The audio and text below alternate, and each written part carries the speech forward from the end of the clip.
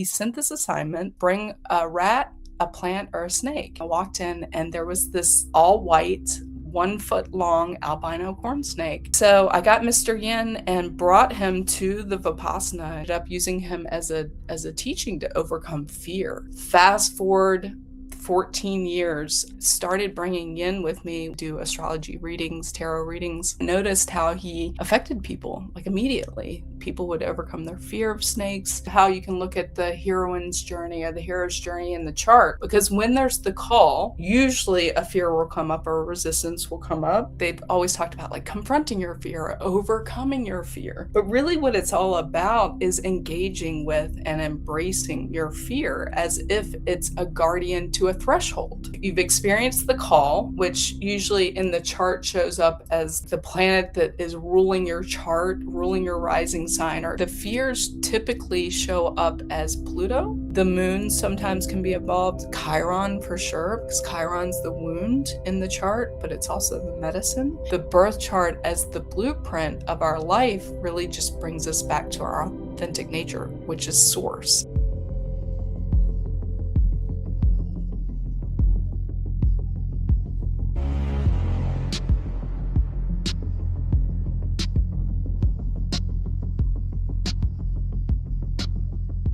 Hello, everybody, and welcome back to Ultra Minds. So this episode that we're doing today, I'm very excited for. After I came back from the Heart of Oneness conference in Jersey, I had told you guys the updates about what happened there and had some pretty incredible experiences. So we are following up on some of those experiences. And one of the most amazing things out of it was making this amazing friends with an S, as you can see on the screen. So welcome to my new friend who I just adore, Lainey Gratz, who is an astrologer. She does serpent medicine, psychic work, is a guide, and really so much more. Like, it's hard to even encompass what you do. So hello, Lainey and Mr. Yin. Hi, Jen. So good to see you. We're so happy to be here today. Mr. Yin's excited to have a little cameo. And yeah, what an amazing experience that was. It was his first chance to actually be invited inside the facility to do the snake medicine. So yeah, and I do astrology and usually bring him as well. He's very healing albino corn snake, and our journey has taken us through multiple events and now on to travel. Wow. Okay, I have so many questions because we've also done an astrology reading together, and I do want to get to that. One of those things that I love that you do with your astrology work is using the hero's journey in the birth chart and comparing different aspects of the birth chart to the hero's journey. And I just so deeply resonate with like the blueprint of the hero's journey in all of us. But first, I want to talk a little bit about your journey. I know that you were in a mystery school, how you then ended up getting Mr. Yin, your own healing journey. So can you guide us through some parts of your journey and how you got to where you are right now? Yeah, of course. It started way back when I was younger. I felt like I was visited often by animals or beings, and the way I learned to ground or integrate that was through art. So always was an artist ever since I was really young, and then in college started exploring, reading a lot of like Carlos Castaneda. This was a long time ago, and constantly was searching and seeking. I even looked at my birth chart back then. That was probably like 25 years ago. And from there, I continued to just explore spirituality.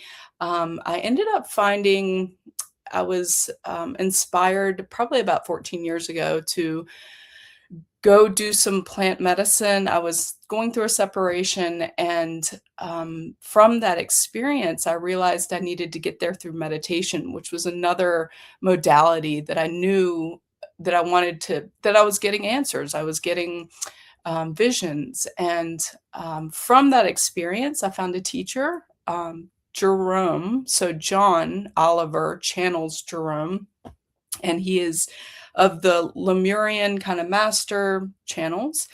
And honestly, of all the channels I've ever seen, Jerome, he would go 6 hours for his teachings. And so I became part of the mystery school and just learned about a lot of esoteric wisdom, everything from deities and goddess energy to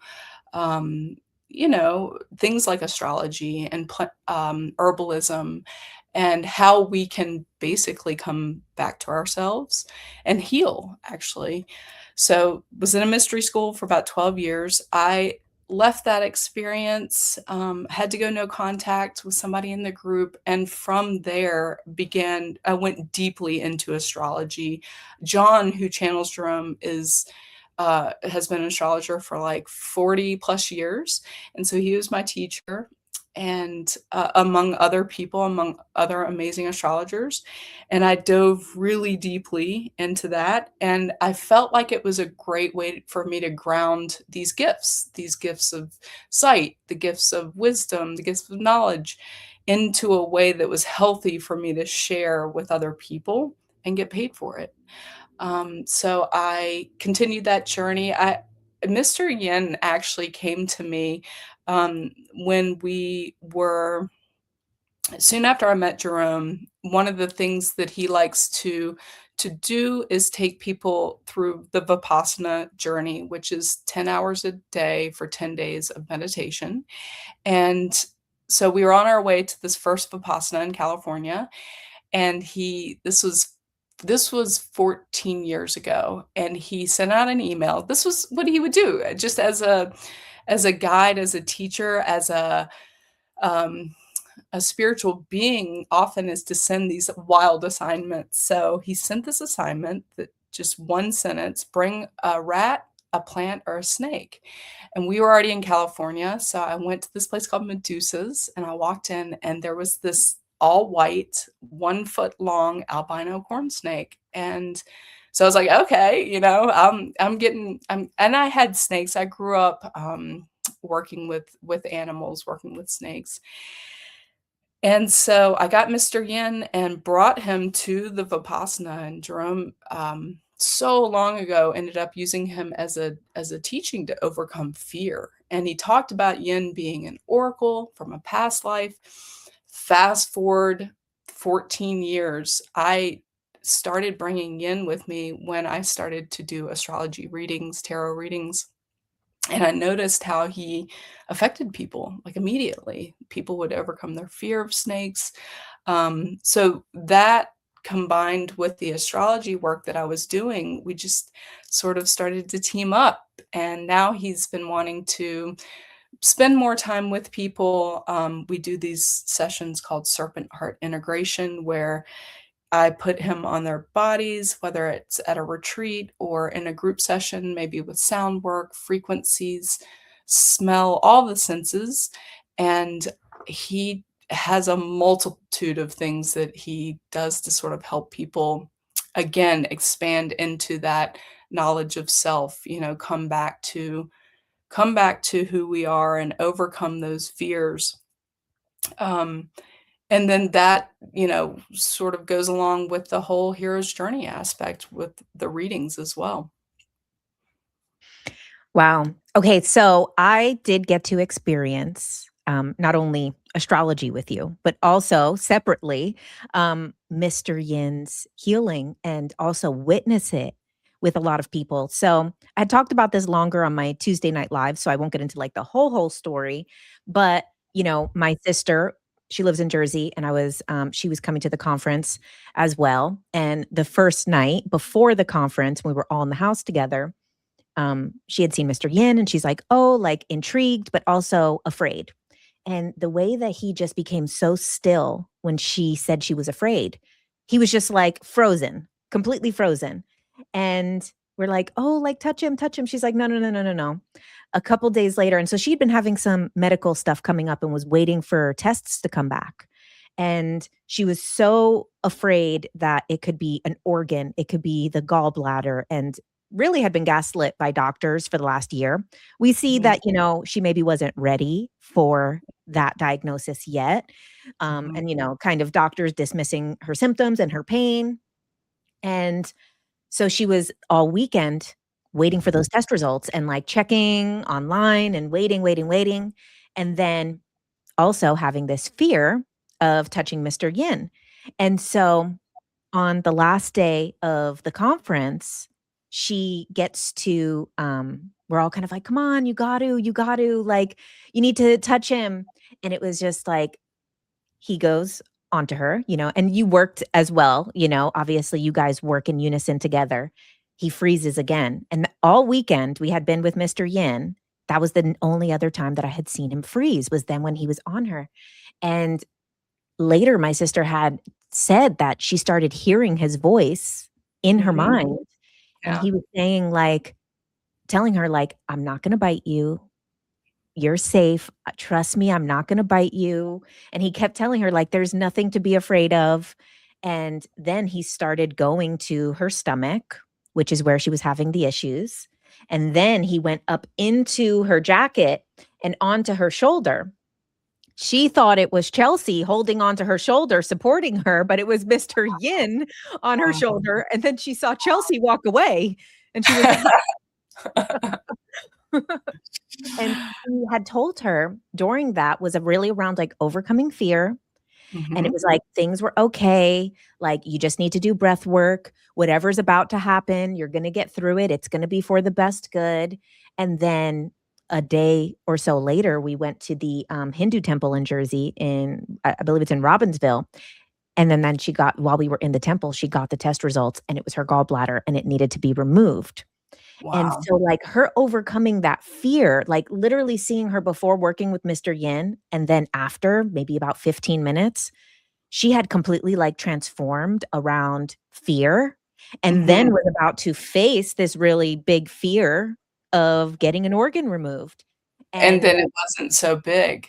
right, and I mean, it was still, I mean, we said that that experience of her I came back a couple weeks later, and she had her surgery. We said that was her, like, ayahuasca experience, was the anesthesia, anesthesia-wasca we were saying was her Yes. having to stay in the hospital overnight and overcoming fear. It really was, like, ceremonial, which was Yeah. interesting because we have our plant medicines, and she went through it in, Mhm. like, a Western medicine. We were talking Type of about it, and it was, like, this whole thing, and even since then, she feels like she still gets, like, some support from Mr. Yin in Yes. overcoming fear since then. And then I Yeah. also had experience with him where when we were seeing, Nicolette's lecture, he came on to squirmed onto me and went up my skirt.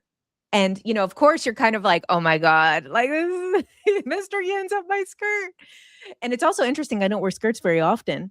And he, like, went up my skirt very respectfully and then wrapped himself, like, around me like a belt.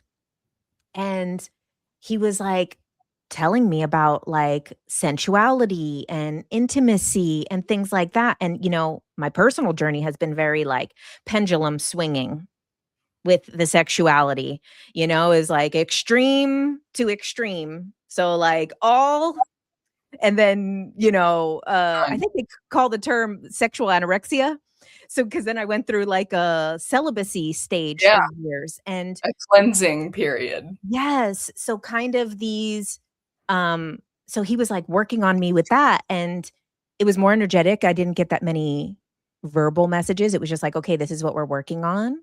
Yeah. And he was kind of like putting like pressure on my like hips and releasing. And Yep. then also seeing him work with Chelsea and working like through her hair and like she had The had head. some like hair falling out and stuff and he There had was gone there. He knows exactly what he's doing. This is something that I say to people all the time, and I'm so glad you told me these stories because I love hearing that people's experience with him. He often will go to a place on the body that I was with a musician, her name's Doe Eyes, and he crawled. She had major fear of snakes, and so I set her down, put him in her lap, and he went over and with his face, put his head right on the spot where she was actually bit when she was younger, and she was going, "How did you know? How did you know?" And he was just focused there on that spot, on that bite, on that trauma. I've heard him, or I know of him aligning people's bodies with their chakra. Mhm.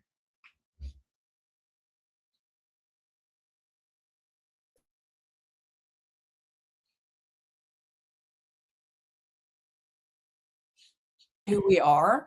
And so, um, you you were saying where you felt like there's this pendulum swinging and the sexual healing, and I love immediately because I took off my jacket and just, like, put it on top of you guys and let you have your session. It was so um, spontaneous. But one of the things that he will do is with Kundalini activation. So he does whatever people need. It's almost like the cure for all type of things. Sometimes people need that Kundalini work and they get excited. Sometimes they need to ground spirit into the body more. They're Mhm. like way up here, and he can be like a grounding vessel because he is an emissary of the earth. This is one of the things Jerome told me was when I recently got to have a session with him.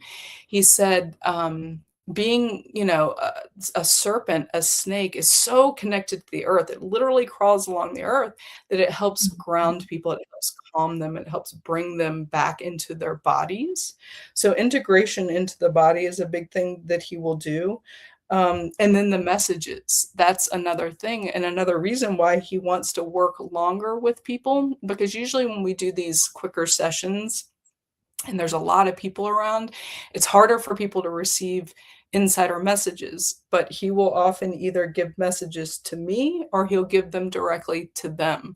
I had a Mhm. friend who called recently and said, I had to tell you this. Mr. Yen, I was doing a meditation. Mr. Yen came in and she asked, what is it like that you can help me with, or that a message for me? And he said, "You're doing everything great." It was almost like he was just there to witness, just to witness her experience. Yeah, so and often his back to self, coming back to alignment with who we are in a way that's gentle but activating. It like he'll say something that forces you to step more into your potential, or to not be afraid. And Mhm. I've watched miracle after miracle of people overcoming just their fear of snakes in his presence because he's so cute too. We're here for a good time. Like, how can you be scared?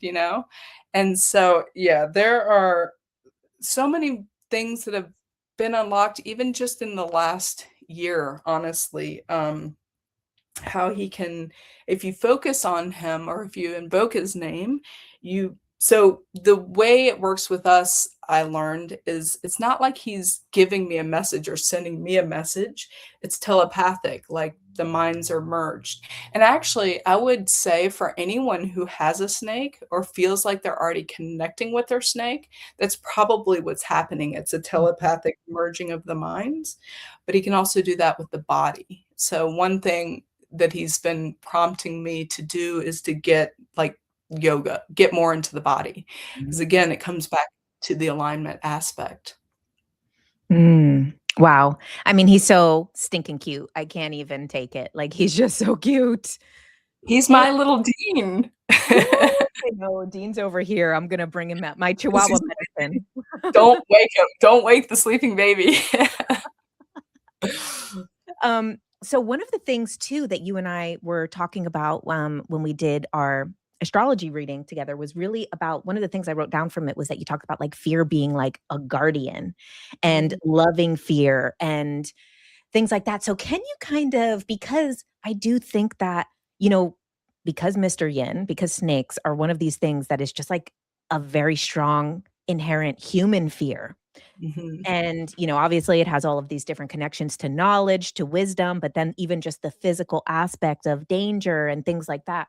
So I mhm. feel like, fear is such a big part of the work that you do.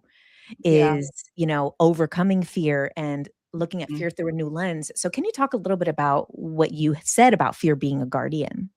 Yeah, yeah, and I'll back up a little bit too, because part of what snakes do is help with shedding the old transformation, right? Releasing our old skin, stepping into the new. And that goes back to how you can look at the heroine's journey or the hero's journey in the chart.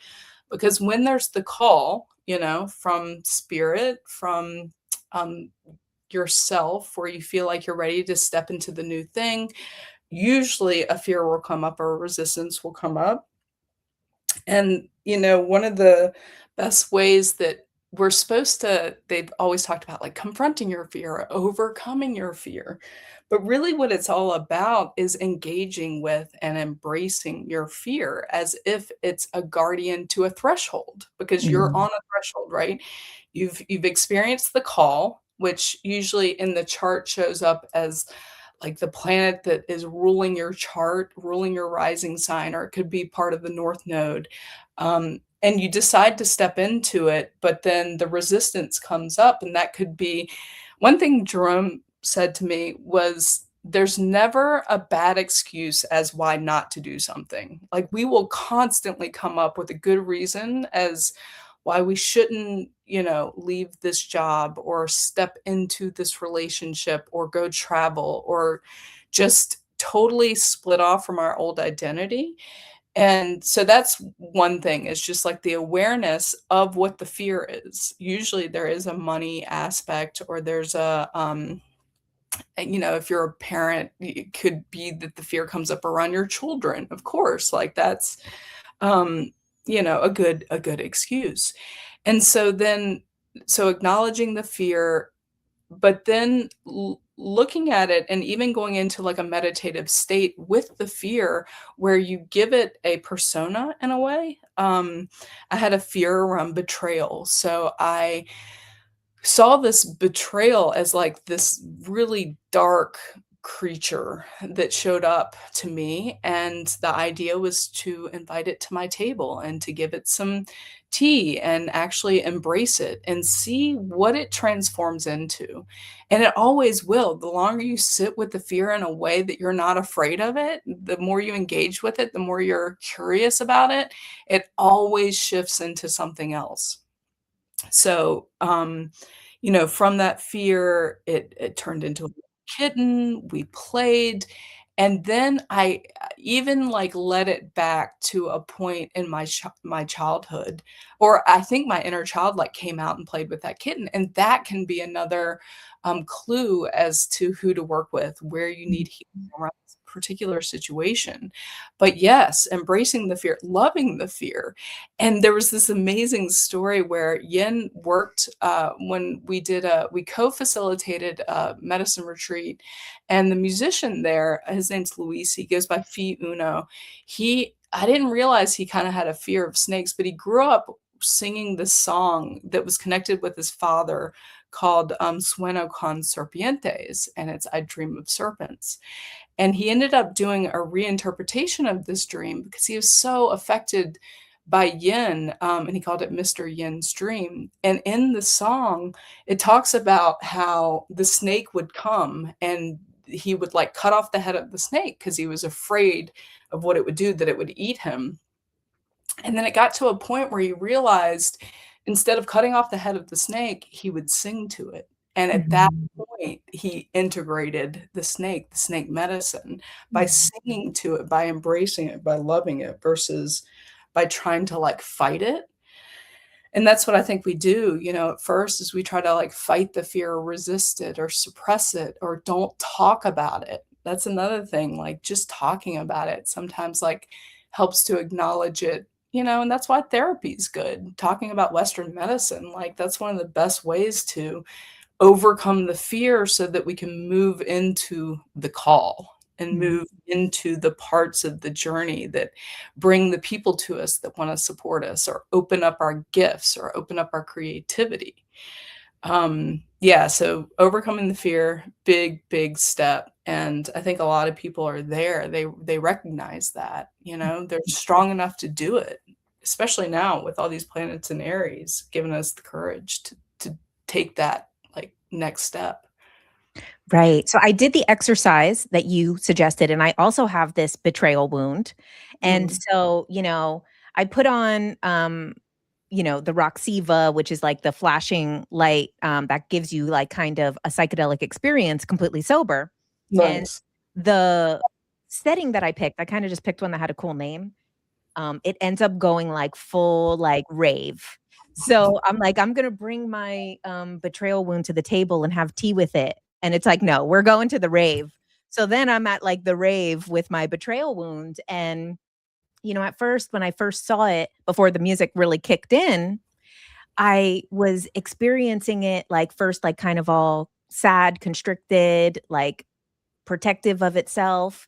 And then we went to the rave in my meditation, and it was just like a fun little monster. Like it was just like having fun and experiencing and letting loose and being able to like enjoy itself, like without worrying, without like fear of being hurt.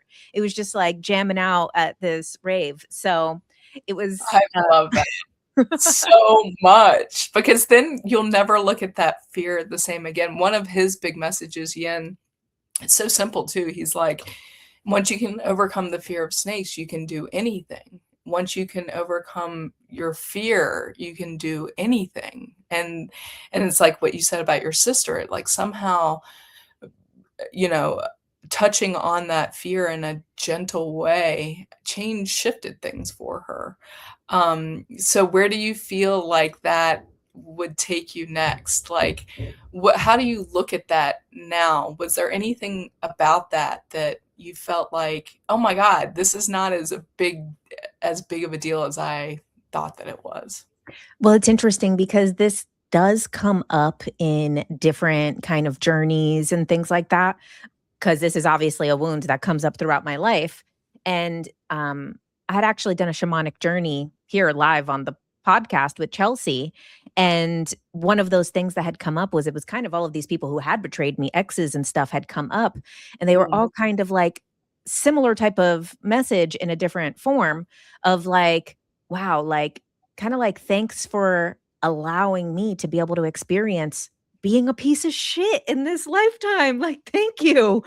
Like, Yeah. the experience of that soul, who is all of us are pure and amazing and wonderful souls, to be able to come down, be dense, the experience of hurting another person, the experience of betraying another person, the experience of like feeling bad about what you've done and guilt and being a piece of shit and all of these things and get to experience. So it was almost like, thank God, like, thank you for letting me play like cops and robbers, basically, Yeah, you and be the know?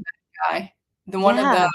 one of the most amazing, so I've since that retreat where we co-facilitated, the shaman, Umberto tells these stories, and during ceremony and sort of poetically, and he was telling a story actually about Jesus and Judah. And it's so beautiful because he talks about how amazing Jesus is, and everybody loves him and all the great things that he did. And, he's now revered. But think about Judas. Think about Judas and being the one that's going to be hated, being the one that's going to be Mhm. written and go down in history as the villain, and how that's God too, and how Mm. Jesus chose that. He knew this was all part of it. And really, to be the villain in our lives teaches us courage. Somebody to be in the villain of our lives teaches us courage. It teaches us forgiveness. It helps us step into our power because we have to pull it back.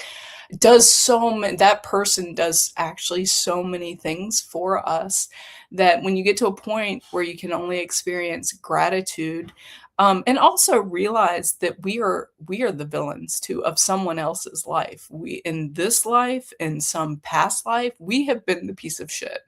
We have been the rapist. We have stood in their shoes. And actually, if we were standing in their shoes, we would do it too, because they're coming off of a place of data. And so coming to this place of like non-judgment and forgiveness, I think has been one of the most recent aspects for me when I started diving into my chart and biohacking my chart and realizing what was holding me back and unlocking really the treasure. You know, when we talk about the hero's journey, the treasure is coming back Mm. to the self, to the gifts, and bringing that back to your community. And for me, it's just been creativity, like unlocking my potential and creativity. So, yes, thank you to those pieces of shit in our lives. Right. We wouldn't be where we are, you know, and we wouldn't know what we deserve, and we wouldn't stand up for that, you know? It's there has to be that duality. That is source. It's both in a way. Mm. Yeah, so it's really beautiful. That's where the plant medicine has taught me so much. And you can look at the chart, you know, you can step into the to the role and follow it and overcome the fears and look at who's going to be your guides and find the treasure. And really, the medicine part of it, I think, is the one that helps us remember without the fears. And so it allows us to like quickly step into that role or, you know, bypass some of those like years of, oh no, I should be working a 9 to 5 or whatever it is, you know. It's a quicker way to and then just understanding that we are source. We are also the villain, you know. We're the victim and the villain. You are me, you know. That Mhm. aspect really helps the non-judgment aspect like I propelled myself forward because I released so much that I was carrying around other people. Mm. So, I mean, there's so much that I would love to comment on that, but I do wanna get to this very unique thing that, from having the reading with you that, I've never really heard in that way, and it's something I so resonate with, which is around this looking at the chart as the hero's journey. And so, can you tell us some of the aspects? So sometimes I think it could be a planet, it could be a house, it could be different aspects of the chart that show up as these steps of the journey. Yes. Yeah, the biggest one is really the call. So the hero's journey, heroine's journey, Joseph Campbell came up with this archetypal pattern in our life where, you know, we are kind of feeling like in this mundane world, we know we need a change. All of a sudden, we kind of get the call to do something where we have to step across a threshold, and it requires changing what we were doing before. That's often where the fears come up. So to me in the chart, I started to see this as really, if you look at your rising sign, so for me, I'm Leo rising, and then look at the planet that's ruling the rising sign and where that's in your chart. And that kind of acts as if you look at it also like a ship, like if we're going on this hero's journey on a boat, and then the captain is sort of that planet, and he's somewhere else in your chart. Maybe he's in your first house, but he's somewhere else guiding you to that area of your life. So my sun in the ninth house, which is about exploration and travel and spiritual guidance, but also learning, sort of mastery. Um, and so I knew that piece was going on, but I was sort of here in Virginia, stable, you know, but I knew that travel needed to be sort of part of my hero's journey, and all the fears came up. I'm not gonna have enough money to travel. Like what if I mess it up? What if I don't book enough events along the way? And the fears typically show up as Pluto. The moon sometimes can be involved, Chiron for sure, because Chiron's the wound in the chart, but it's also the medicine. And really integrating these aspects. So, literally, me integrating Pluto has helped me overcome fear of speaking in public. And integrating Chiron has helped me overcome fear of persecution for, you know, this sounds crazy, traveling with a snake and doing, you know, snake medicine, like just integrating as in doing it. And at some point, the call becomes stronger than the fear. I think that's part of it too. So then the other part is the support that we have in our life, asking for help, being able to recognize who our guides are. And this can show up as Venus and Jupiter in our charts. Jupiter's kind of like the teacher, the guide. Venus is like all good things and support and people that come into our life. It can also show up in the second house. That's people and things that support us, but it's also our self confidence and it's our self value. So you have to be able to step into a place of that in order to start like being able to ask for help. That's another thing with spiritual guidance people have a hard time doing sometimes. Um, and then the North Node, that's another place where you can look at, okay, where am I supposed to go? What is it pointing me to? And the nodes are where eclipses occur, and they're like really points in space in a way. The South Node is where we came from, and that's what's natural to us. We brought this into our life.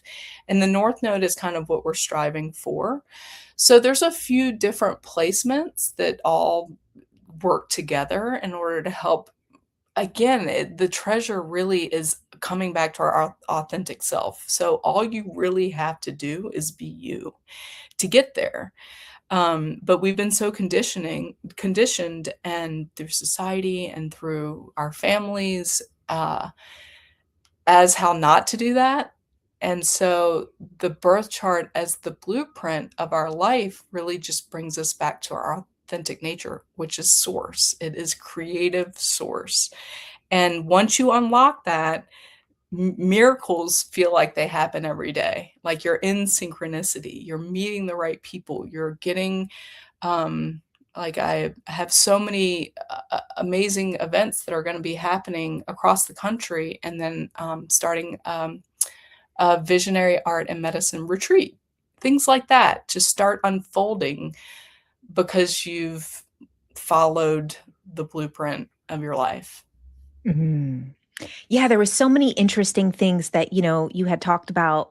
And it's interesting too, because, we have in the hero's journey, right? We have those mentors and then we have those like villains and, those moments. Another thing that I liked that you brought up in our reading, me having Pluto in the first house, you were calling it the walking tower. So I liked that also you used those same archetypes of the hero's journey, but the tarot Yeah. representation of those archetypes.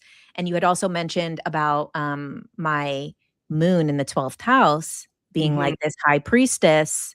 And it's Right. not, like it's really the archetype of what that card is. So, what are some other kind of things like that? Because I really loved how you were using, because I very deeply resonate with the major The tarot arcana as well. archetypes. Yeah.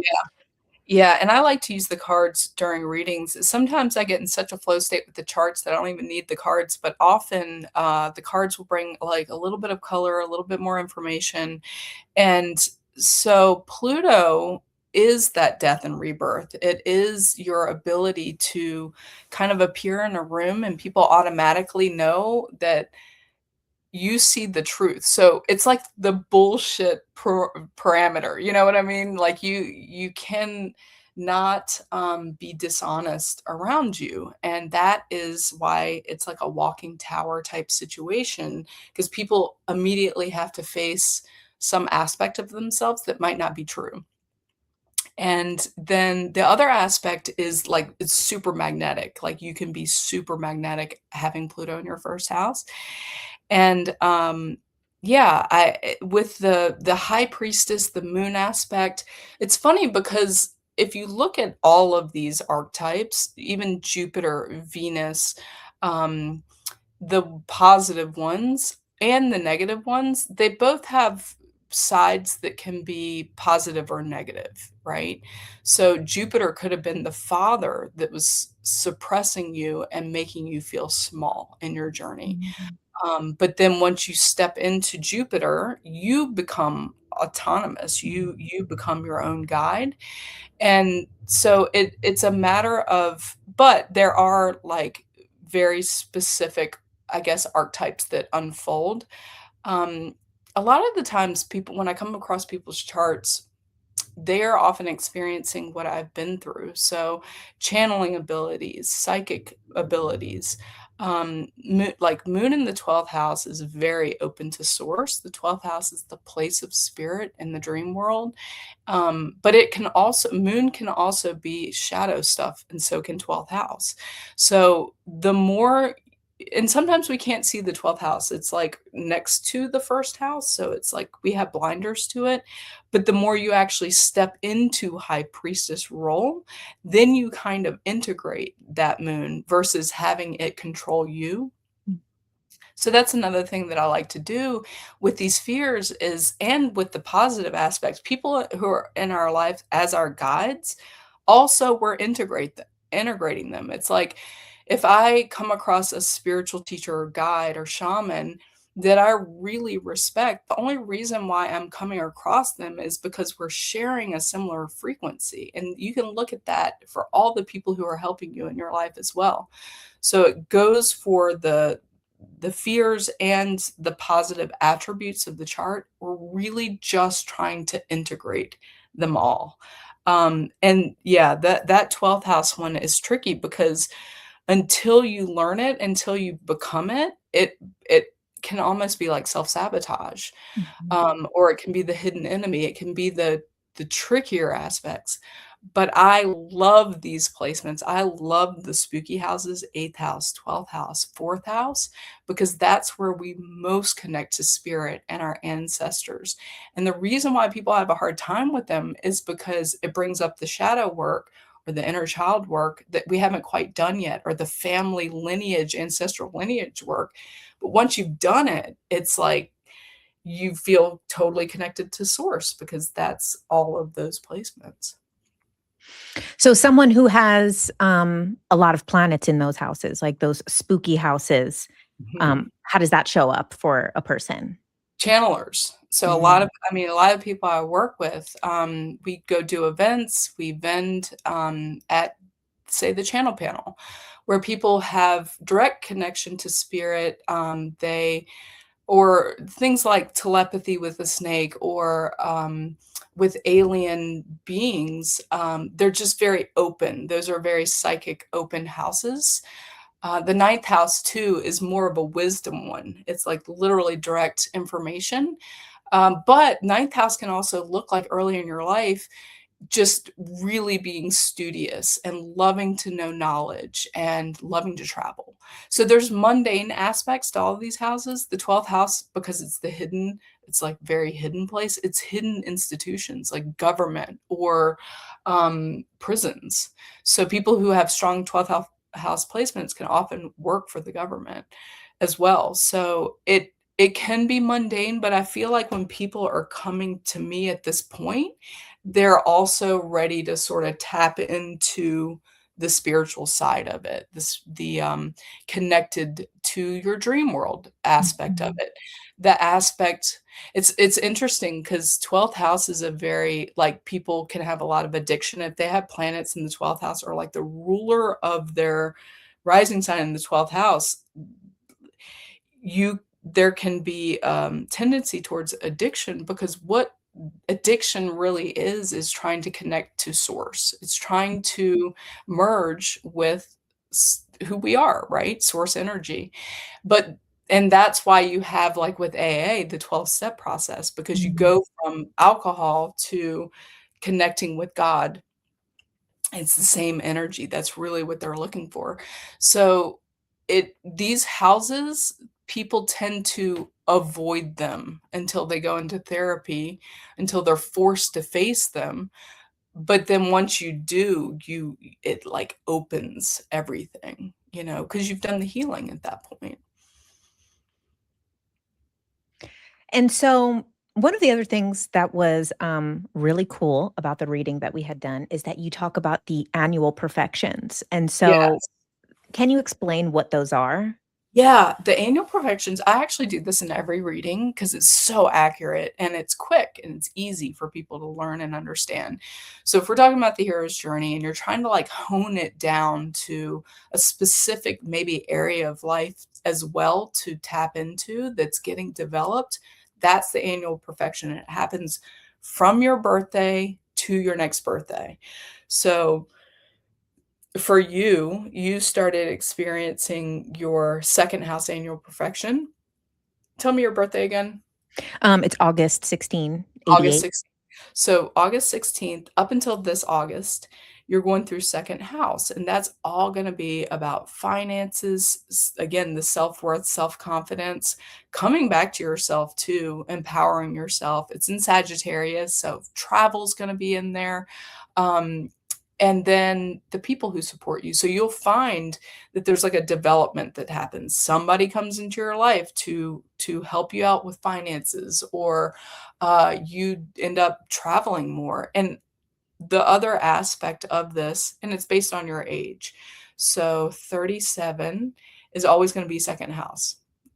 And I've come up with a like kind of an infograph for everybody to be able to go in, learn what their annual perfection is.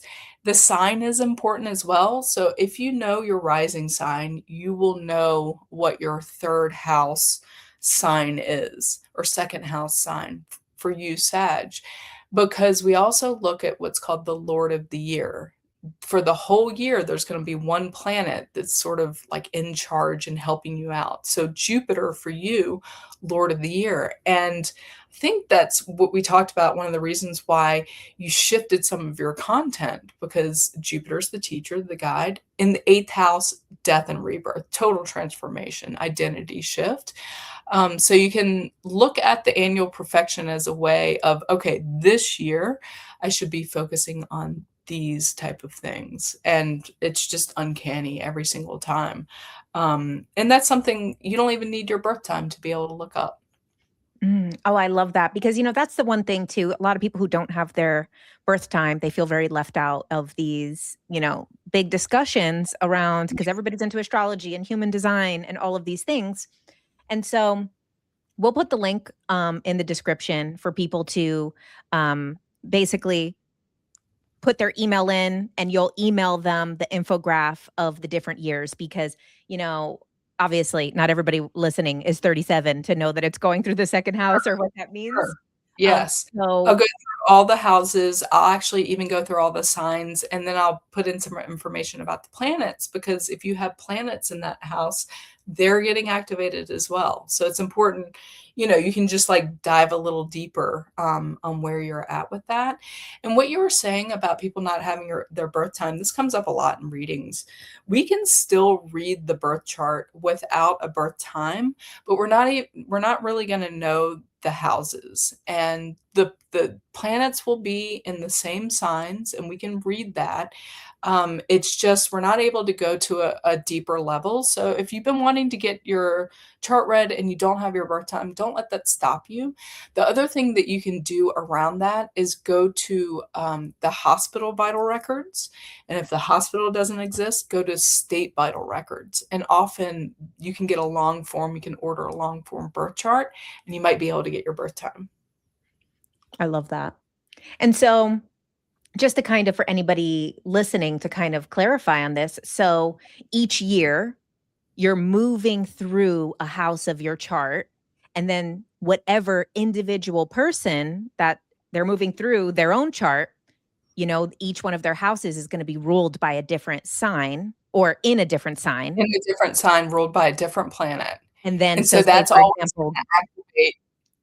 you go to Exactly. that Wherever planet. So, for example, if your second house is Sag, like mine is, Mhm. then it would be the ruler of Sag. That planet is the lord of that year. So it's pretty Exactly. like in depth and it's pretty easy to also not only look at your own. Obviously, it's a bit more complex, and your infographic on it is going to clarify a lot of those things for people. But then it's also something that you can kind of see with the people around you where they're at. Your partner's in a different year with a different lord. Yeah. Exactly. And even just studying the planet, like Jupiter is a very positive planet to be ruling your year. You might have a year where Mars rules it, and you have to like stand in your power a little more or take more action. Venus, you might meet somebody that year. So really just even studying the Lord of the Year, the sign a little bit, and then the house. The house is the most specific aspect. The way this came up is because when you're born, when you're age 0 to 1, that's your first house. When you're age 1 to 2, that's your second house. And it's amazing because when you're born, you're coming into yourself. And that's why the rising sign is often like what you look like and the way that you express yourself to the world as the window display. The second house, when you turn 1, you start sort of exploring things around you. That is all second house. It's like your material possessions. It becomes money later. The third house, when you're age 2 to 3, you start speaking more. You start expressing yourself more. So it is archetypal around the chart. Fourth house is the place of home and family. You start becoming more aware of your surroundings because you're like running around the house. So and you're connecting with your family members. So it's very but then you could be age, so I just turned 47, went into a 12th house annual perfection. And that is normally a very like challenging year. Again, 8th house, 12th house, it can bring up shadow work. But because I was aware of this and I knew that I wanted to focus on more groups, more retreats, and more travel, then my 12th house year in Cancer has been about offering spiritual retreats versus me like going to therapy about healing some aspect of myself, which I've done many 12 houses before every 12 years. Now it's at a level. And so that's another aspect, which is great about knowing your annual perfection is once you know, you can take advantage of that energy a little bit more. That's where you know you're supported in a way. There's going to be a development there. Wow, I love that. And so, just because of your age and my husband's age, now I realize that he's in his first house because he's a year older than you. He's So, 48. mhm. Awesome. So he's now in his first house, Yeah, that's a annual really good one. perfection, and Yeah. we met, I think in his, or maybe when we were dating, maybe we met right slightly before. Um, but he was in his 12th house, one for the last year, and he has 3 planets in the 12th house. So it's interesting that, All of that getting triggered. And 12th house can be hard. It can be a hard year. Every time I see somebody like in their 12th house year, I'm like, just hold out until, your birthday. And it's funny, usually you see it very much after their birthday. Something will set the tone. First house annual perfection is really stepping out into the world, into your identity, into it's like following the call, right? And so with you guys moving and him stepping into this new role, that is such first house annual perfection. Mhm. So much change, but it's like really, it's not shadow work change and inner child, therapy type change. It's like, okay, now we've done that work. We can be born. The 12th house is the womb. It's where we were when we were. A lot of times people with a lot of planets in the 12th house might have had a hard birth because there was just so much going on during the pregnancy, during the birth. And then you step into the 12th and you're like, whew, like I'm me again. Mm, I love that. Okay, so one of the other things, that you had mentioned in the reading, was really around, like, fate and free will aspects of the chart. Yes.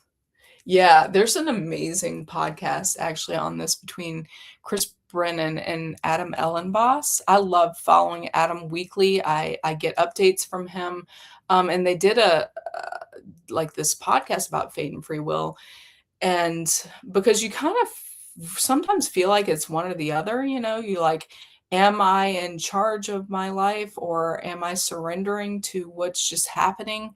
The planets are actually just a reflection of what's happening. They're not doing to us this. But the more you understand, the more you're aware, you can tap into that energy and kind of use it.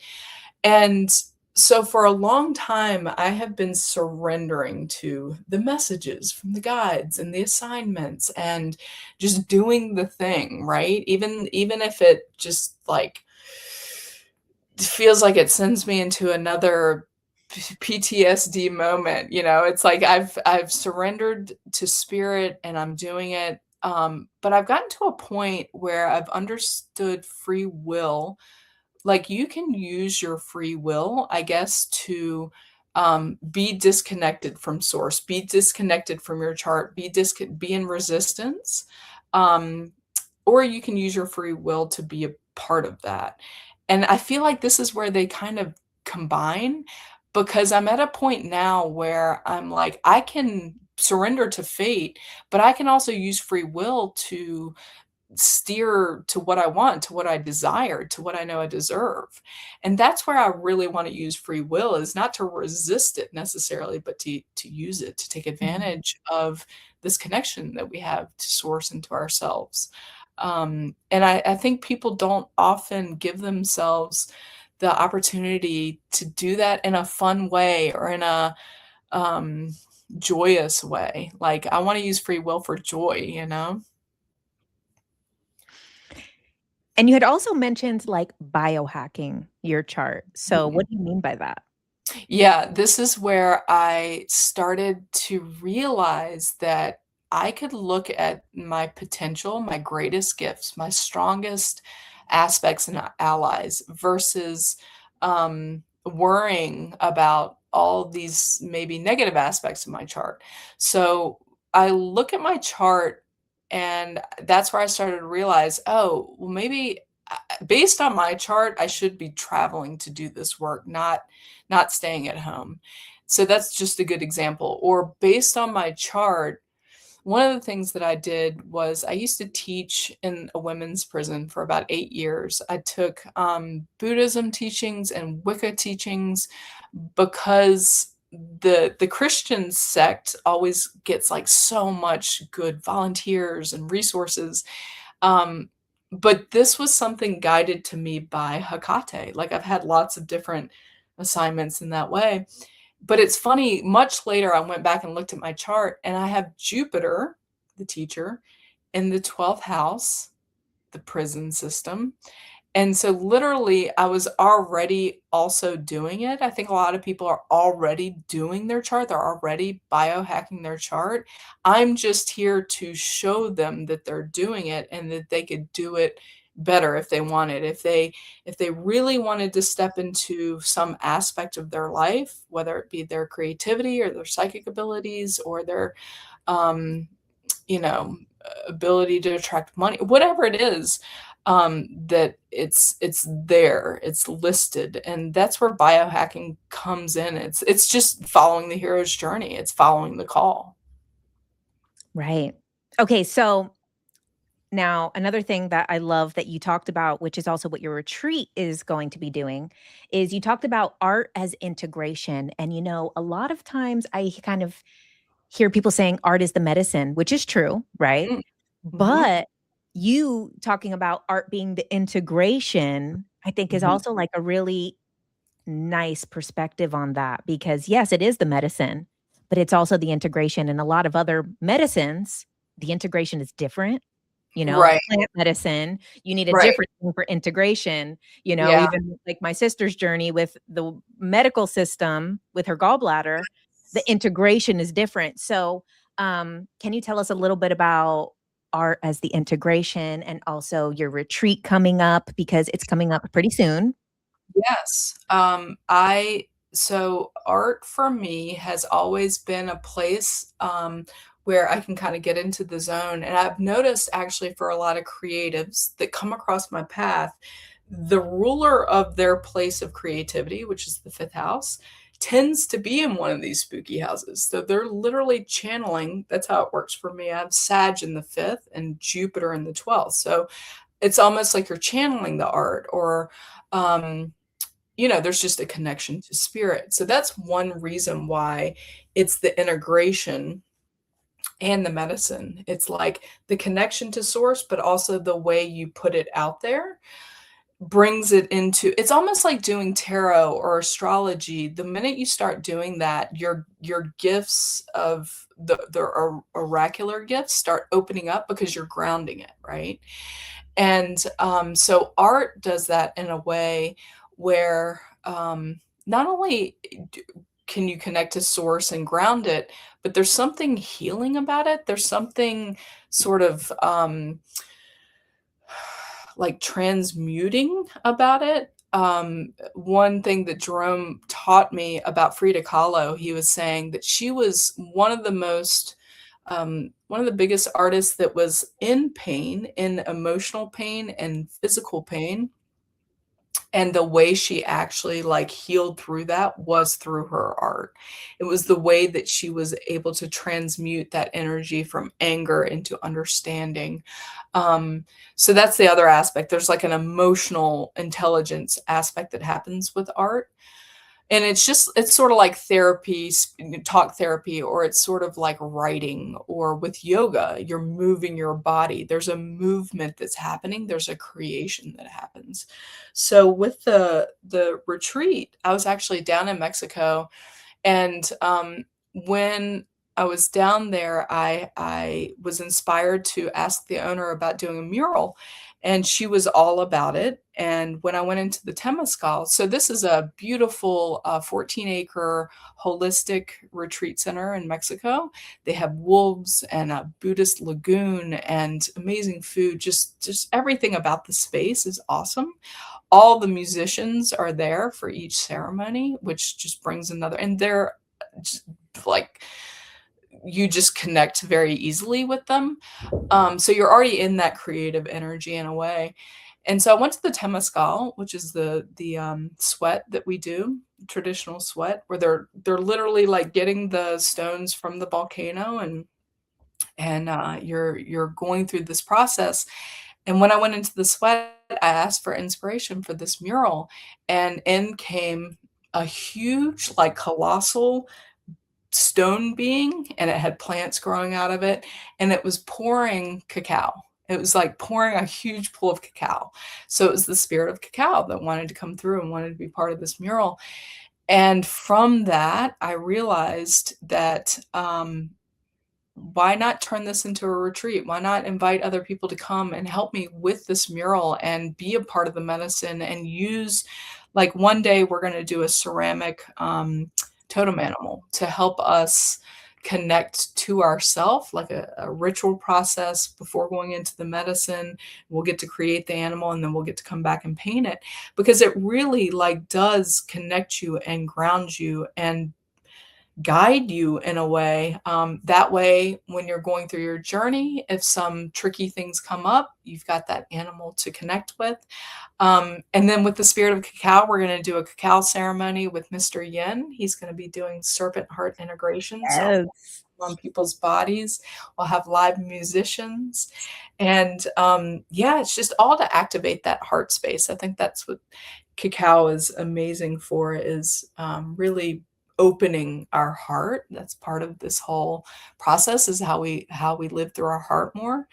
And besides that, there's going to be Kambo, psilocybin, and Satori, and they are so professional. They have we do intake sessions. We make sure that everybody is okay with medicines, and they have on-site psychologists and stuff like that down there. So it is just I can't help but do this next, type of calling.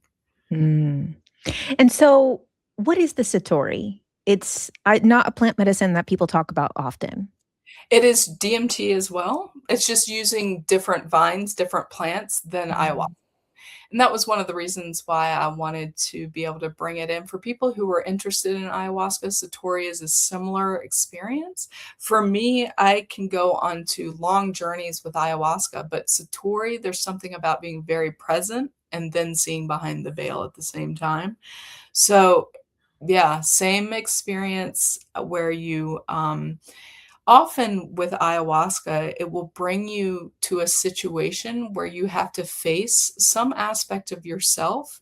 Um, and there can be a death and a rebirth type of experience. There can be a wall that you feel like you're being tested, or it can be completely blissful and you're like just connected to source. I find with Satori, you fall into that mode of like an understanding of who we are as source more. And yeah, that combination, it's the woman who leads the ceremonies, her name is Krista, and she's a beautiful soul who's been doing this for a long time. That also I like the aspect of this woman-led type of experience. We have one person to support every 5 people that is just a server that's there if somebody needs to go to the bathroom or just needs help. Um, yeah, so wanted to allow for like the mushroom aspect, but also the DMT aspect, in order to bring people into that space where they were feeling creative again. And literally all levels, whether it comes to the medicine or the art, is what is invited to be part of this Mhm. experience. And you said so they're going to help with the mural too? Yeah, yeah. So I plan to either be working on it and they can help me activate it, or they will help me. It depends on what process I am with the mural. But what I was told about this mural in this experience was that spot, that ugly like eyesore wall is actually a portal of sorts. So once we create this mural, it'll be a I don't even know. It's like one of those things that until you do it, you don't know. But I feel like something profound will be coming out of that. And this is going to be happening. I'm going to be doing multiples of these retreats, but this is going to be happening at the end of August when we have the lunar eclipse in Pisces. And eclipses are all about endings and brand new big beginnings. And so I'll be also doing astrology updates. Everybody will get a workbook with their birth chart and information on the lunar eclipse. And that'll all be part of it too, where people can kind of understand what's happening astrologically. And I just know Pisces is also very much about connecting to spirit. I think that a lot of people that will be coming will be interested in connecting directly with their guides, with Mhm. spirit source in that way. And then creativity, that's another Pisces like aspect, is just it's very creative sign. Yeah, and maybe some people like never thought that they could be an artist, totally can be. Everybody's a creative. And then other people who are just called to the healing aspect of the medicine, might just want to come for that. The musicians, sometimes people come just to listen to the musicians. They don't even do the medicine. They are that good. Or the stories, it's all about transformation in a really fun, creative way. I'm excited. I'm going to put the link also for that. So the link below will have for the annual perfection Perfection. information Awesome. and also information about the retreat coming up and also information about booking an astrology reading with Yeah. you. Yeah, I do one-on-one sessions. I have memberships for people. I send like weekly recordings type of thing. So I'm based out of Virginia, but I'm traveling. I might end up in a town or city near you. I have events always that I'm doing. And then Serpent Heart integration sessions with Mr. Yin, where we do sound baths and like group work with him. So I look forward to meeting and all of you, and I so much enjoyed seeing you and spending this time with you today. I appreciate you so much, Jen. Lainey, I so appreciate you and Mr. Yin. How did Mr. Yin feel on this podcast? I think he's pretty excited. I mean, look He at was him. very He's still active. going. He is still moving. Right, he Um, was so active. I know. I wanted to post that picture that you sent me of him, just like heading right up your skirt, but I was like, I have to wait. I have to ask. I have to make sure. Post it, yeah. Yeah, we are on Instagram. I'm constantly like posting information and pictures and how to stay connected.